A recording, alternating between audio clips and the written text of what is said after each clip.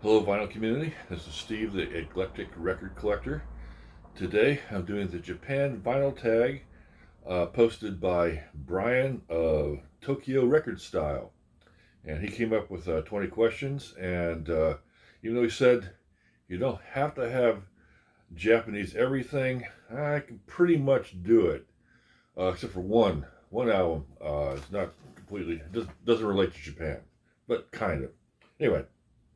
So the first question is, show a record with an obi. Okay, it's one of my favorite prizes. This is the half-speed mastered Dark Side of the Moon Japanese, and I have several other copies of Dark Side of the Moon, MoFi, German Quad, the 50th anniversary, but this one, hands down, is the best I have ever heard. I've never heard an original turquoise triangle first pressing, but I can't imagine it could be a hell of a lot better than what this sounds like. The balance is incredible, the tone, it's perfection. Not too long ago, I got to hear this on a system, probably a $200,000 system, with Sonus Fiber AIDA speakers, giant Macintosh mono blocks, and the audience who was there to hear vinyl said, "Put it on 11." Well, I did, and there were parts that I just found myself laughing hysterically because it was so goddamn awesome. So yeah, this is the one to have. I don't care what some guy in Arizona who wants to sell a bunch of lesser recordings because they're more plentiful, but yeah, this is the one to have. Okay. Next question. A Japanese band or artist. Okay, well, let's go with Japanese big band. This is, I'm going to have to read this to get the names right, okay?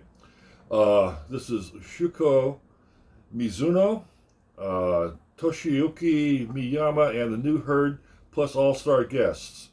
Shuko Mizuno is the composer, and Toshiro Miyama is the conductor, I believe. It is great big band music. It is awesome. The charts are really tight. The musicians is precise. It just screams and it seduces. It's just fantastic. I love Japanese big band music. Okay. All right. Next up is one of my absolute favorite records, and one I will never really part with if I can help it, because it's hard to find. That is a soundtrack for a sunrise. Well, if the dawn comes up like thunder, then Coffiny Rin, you see that nice monster who is degorging or full of light. Yeah, this thing, the thunder, this opens up with this rolling thunder. It just, it's breathtaking. It really is. I got to hear that on the high-end system too. My system's not too bad, and but yeah. An audiophile friend of a friend of mine came over, and my Cliff speakers. He didn't know they'd go down this low because I played the opening track for this, and it's like, yeah, it's one of my favorite treasures. All right. Okay. Next up, record that feels like city sounds. Okay. This is the Okitaru Trio. The title translates into Murder Classroom. It's free jazz, and the title might make you think it's violent. It's not really. It's more about let's remove the rules. Let's remove the learning. Let's just go free, and they do. It's a delightful free jazz record. It really is. It's they listen to each other. It's always inventive. Sometimes it's loud, sometimes it's very quiet. The dynamics are great. So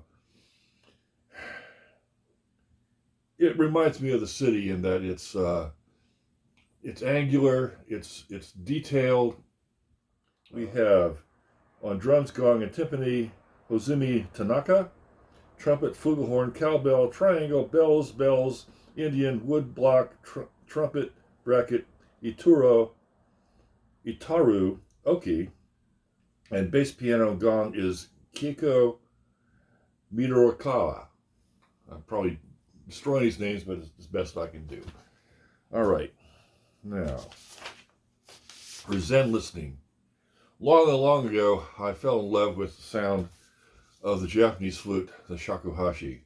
So whenever I could find one of these records, I would pick it up. And for me, yeah, this is classic Zen sound. It just, one single instrument, it has the entire world in it somehow.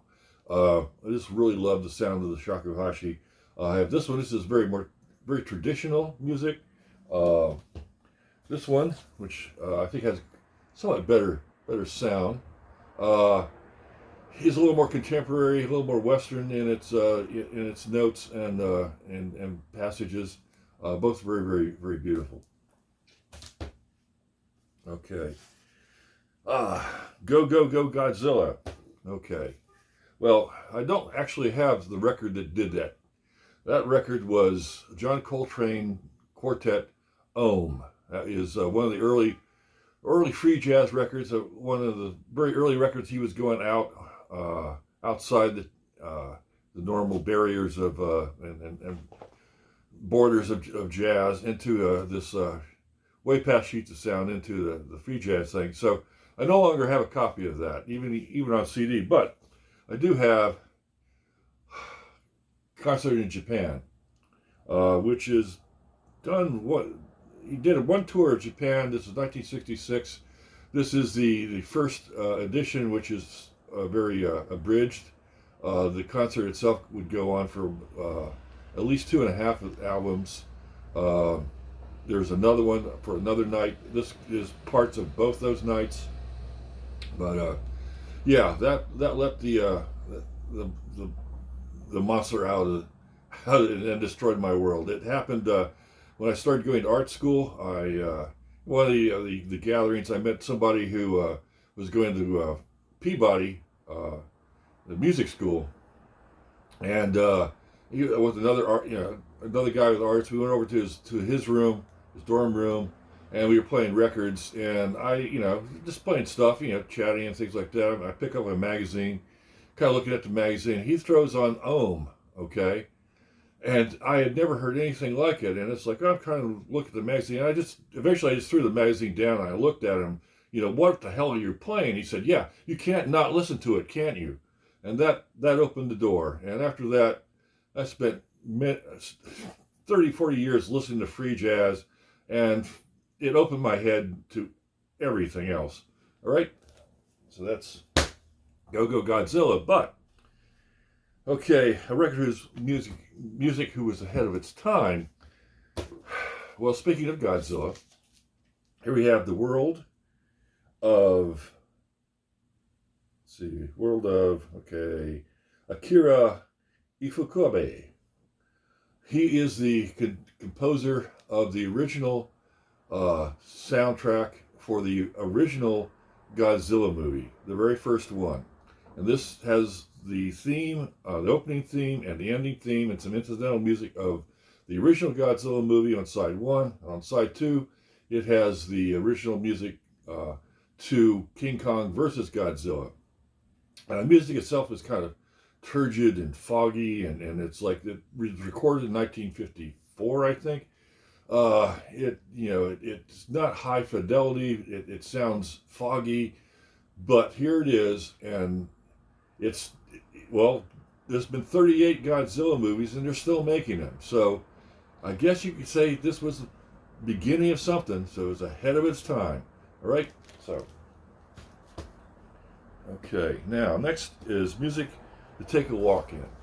Okay. That would be Bobby Hutcherson's Oblique. This is a Japanese original pressing. It only came out in Japan until recently, when the Tone Poets released a copy of it. Why it took so long, I don't know. It's such a beautiful record. It starts off with this lovely theme, It's just really beautiful. And then as you progress through it, it's like you're walking through, some uncharted. You get to some uncharted territory. You get to oblique, and things are kind of like, kind of stretched out.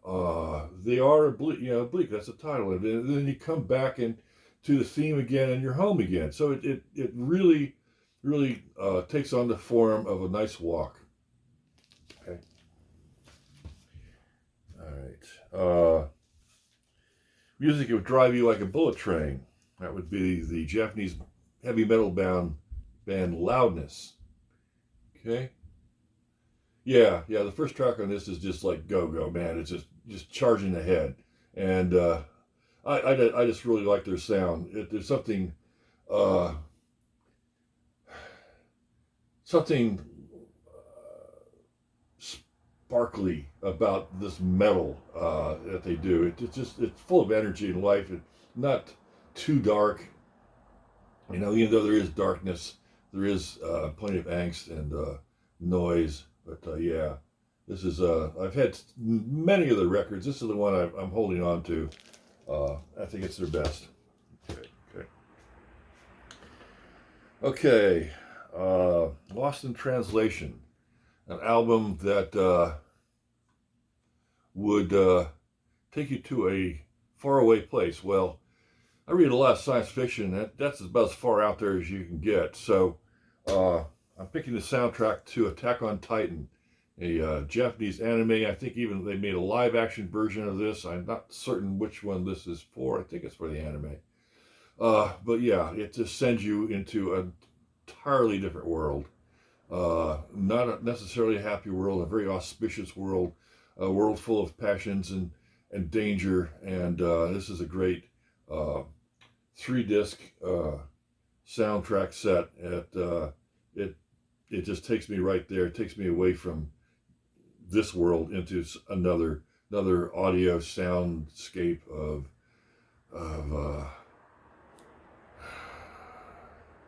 awesomeness. Okay. Live at Bukokan, a live album. Okay. One of my favorite live albums is Deep Purple in concert. Now, I prefer this to like Deep Purple live in Tokyo. I think it just they're better. They're just more there. A friend of mine tells me they were really at this period of time they were not getting along very well, but you couldn't tell. They're just like they're tight. The music is driving. It never lags, and this is on the Japanese Trash label. So it wasn't recorded in Japan, but this is the Japanese record from I think was it Victor, a subset of Trio Records, and yeah, this is I recommend this record if you like Deep Purple. You got to get this one, Okay. A record to play at a Japanese listening bar. Now, I'm a little bit too big to go to Japan. I don't travel well. But I love the idea of Japanese listening bars. I would love to have one here. In fact, I don't know if it's even possible, but I'd love to do it. But if I was in Japan, I would play this. This is Bill Evans' Easy to Love. This is on Japanese Riverside. It's original tracks, but unissued tracks. And of all the Bill Evans records I have, except maybe the UHQR, which I haven't even opened yet, because I have a semi-original of portraits. This is the best sounding Bill Evans record I own. And I have the first early Resonance reissues, and yeah, this one is just rich, deep sound, which you don't always get with Riverside records. And if you don't have this, you should definitely get it. It's not expensive, but I would highly recommend this for you Bill Evans fans if you don't have it already. It's a great record. Okay.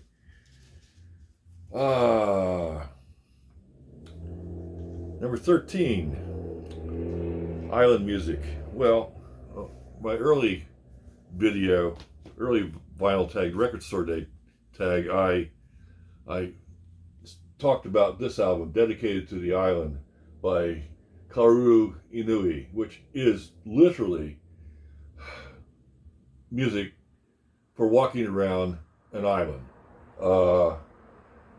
I don't go into it too much because I talked about it before, so I don't repeat myself. But yeah, this is another beautiful record, nicely done, and it is all about walking around.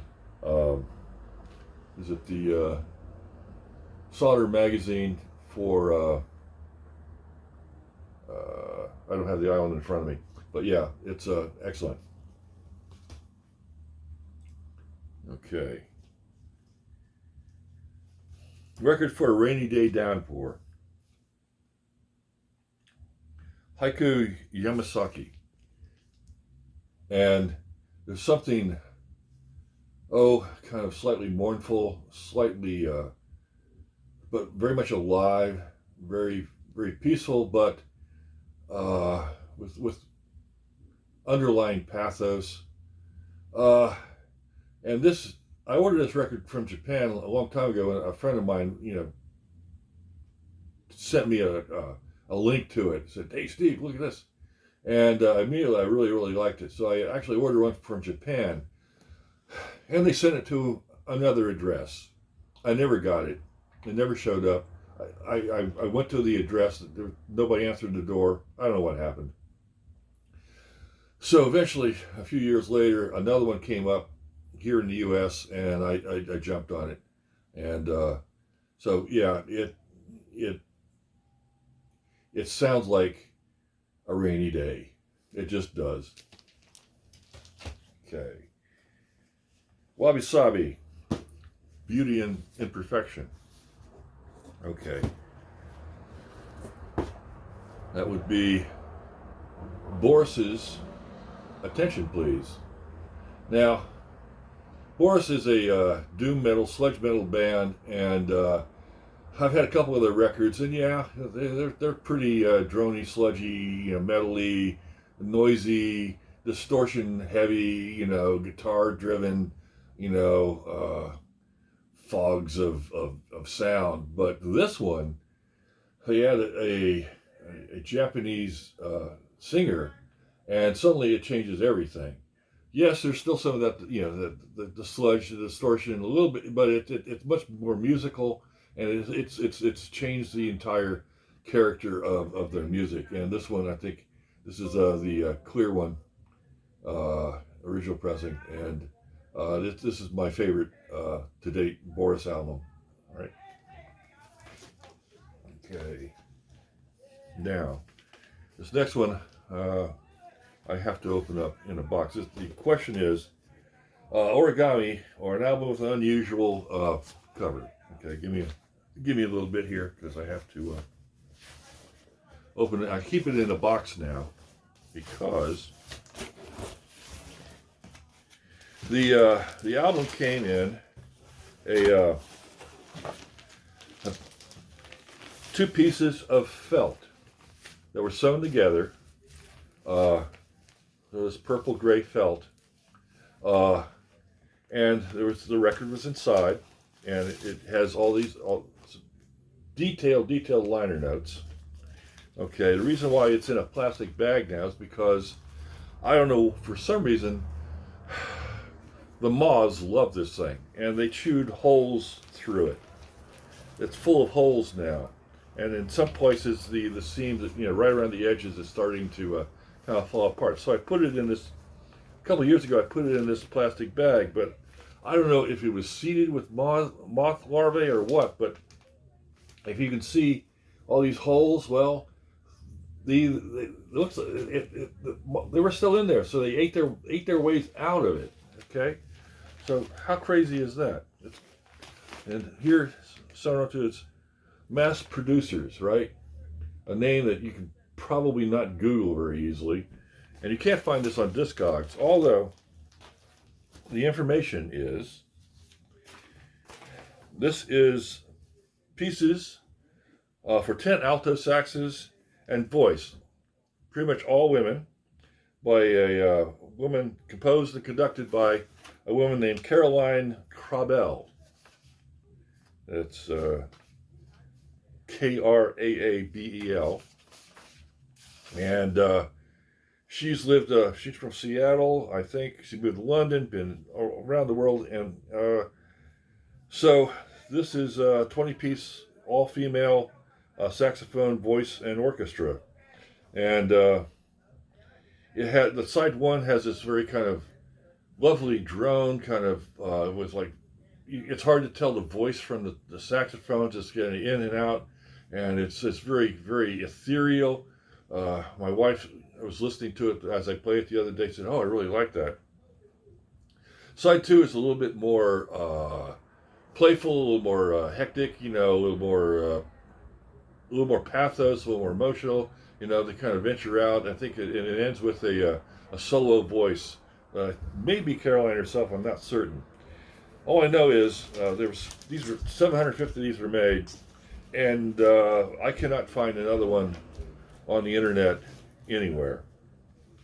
I can only find a reference to that it had been made once, but yeah, you can't find another one. So that's my origami piece. I'll edit that out, I hope. Okay, next is Fusion Frenzy, an album that merges two different ideas. Okay, that would be Osamu Kikajima. I have a number of his records. This is his first solo record, I believe, and he merges basically original Japanese instruments and prog rock into a kind of a prog rock Japanese fusion. And it's just, I played this for friends of mine. They go, "Wow, that's really, really good." And it my favorite of his. His next album was much more fusiony, and then progressive albums become more and more sort of new agey, sort of ethereal, more synthesizers, that kind of thing. But this one is outstanding for prog rock, and great album. Okay, now nightlife music. Okay, that would be Toshinori Kondo and MIA 337. Toshinori Kondo is a free jazz trumpeter, but this album is funky. There is a funk dance thing going on in this, and all I can say is, it sounds like nightlife. His free jazz playing means he goes all over the place, but there's that driving sort of funk kind of like nightlife kind of thing. It's really really fantastic. It's not an expensive one to find because it's one of those hybrid records. It's not free jazz and it's not dance. It's somewhere in between, which I really like. And I really love this one. Okay. End of day music. Now, most of my life I've had a job where I could have like headphones on or play music of my own selection. And currently I'm working in a record store for shits and giggles, and I get to play my records all day long. So when I come home, I can actually play anything because I've been playing my music all day long. So the whole idea, the concept of like, well, I've worked this hard day and I want to come listen to something else. I can play anything, but in the idea of like, okay, let's pretend that I had a 9 to 5 office job or something like that. I'm listening to, or have to listen to somebody's like, nasty stuff. I don't know. Anyway, this one.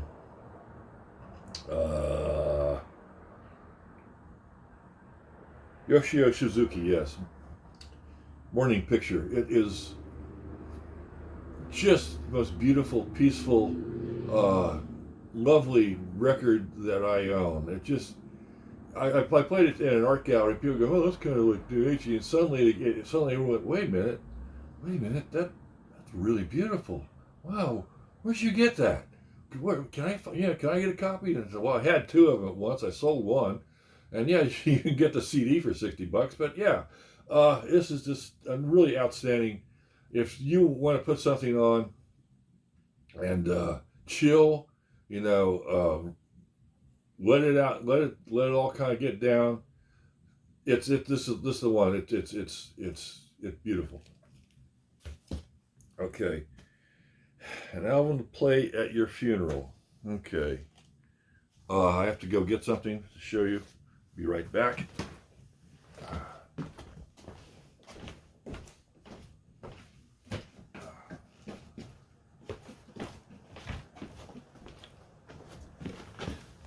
Okay, now, a long time ago, I thought about, well, gee, my funeral, things like that.